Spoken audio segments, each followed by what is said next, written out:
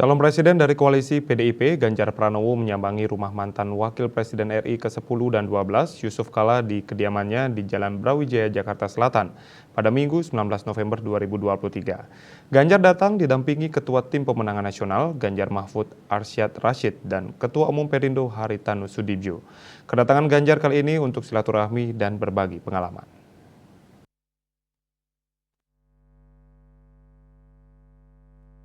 Kedatangan calon presiden nomor urut 3 Ganjar Pranowo disambut langsung Wakil Presiden ke-10 dan ke-12 Yusuf Kala di kediamannya di Jalan Brawijaya, Jakarta Selatan pada Minggu 19 November 2023. Ganjar tiba sekitar pukul 16 waktu Indonesia Barat didampingi Ketua Tim Pemenangan Nasional Ganjar Mahfud Arsyad Rashid.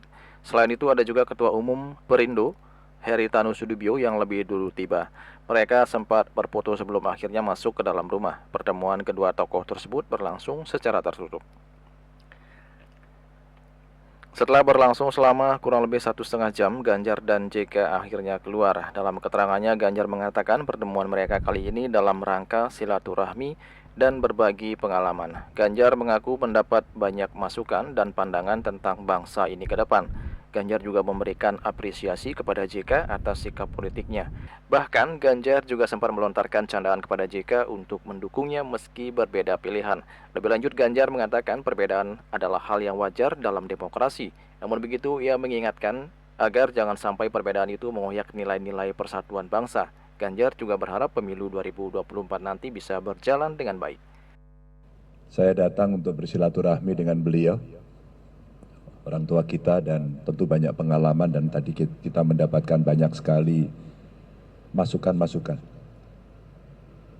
Intinya pemilu mesti berjalan dengan baik, nilai persatuan bangsa mesti dijaga. Saya mengapresiasi beliau, tadi beliau sampaikan pilihan boleh beda. Barangkali rasa-rasanya juga pilihannya Pak JK akan beda dengan saya. Tapi kalau nanti dukung saya juga boleh, Pak? Boleh. Kalau kita beda dan selama ini perbedaan itu 5 tahunan, kita selalu mempersatukan. Dan kalaulah kemudian banyak terjadi mozaik-mozaik yang mungkin sulit dipersatukan, inilah momentum untuk rekonsiliasi bangsa. Sekali lagi, bangsa.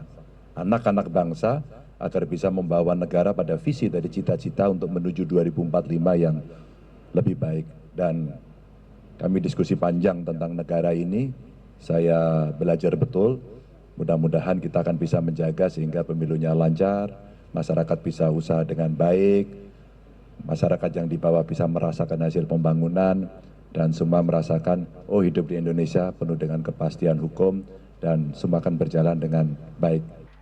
Harapan pelaksananya pemilu yang adil dan jujur juga dikemukakan oleh JK. JK berharap pemilu 2024 berjalan dengan baik dan aman. Menurut JK, berjalannya proses pemilu yang baik, aman, jujur, dan adil harus didukung oleh semua pihak termasuk aparat pemerintah mulai dari kepolisian, TNI, dan penegak hukum lainnya untuk senantiasa menjaga netralitas. JK menilai hasil pemilu 2024 akan sangat menentukan nasib bangsa ini ke depan, termasuk keinginan menjadi bangsa yang maju dan besar di tahun 2045 nanti. Ya, alhamdulillah kita hari ini bersilaturahim dan berdiskusi tentang negara. Kita tidak bicara tentang politik, tentu politik. Bicara pemilu, bicara tentang negara. Bagaimana negara ini ke depan lebih baik.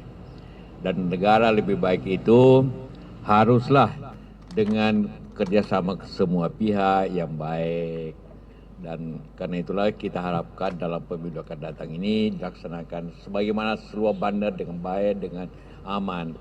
Tapi yang sangat penting ialah kita harapkan dalam situasi seperti ini, maka peranan daripada aparat pemerintah, apakah itu di pemerintahan, di kepolisian, di TNI, dan seluruh aparat negara, itu betul-betul melaksanakan pemilu ini secara aman, secara baik, dan secara dengan bentuk netral.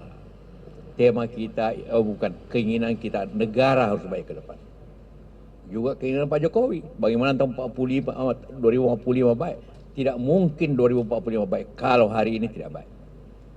Kita setuju tuh Pak Jokowi, bahwa kita menuju 45. Tapi apabila diberikan contoh yang tidak baik pada tahun 2024, maka menjadi bagian tidak ketidakadilan pada tahun-tahun berikutnya.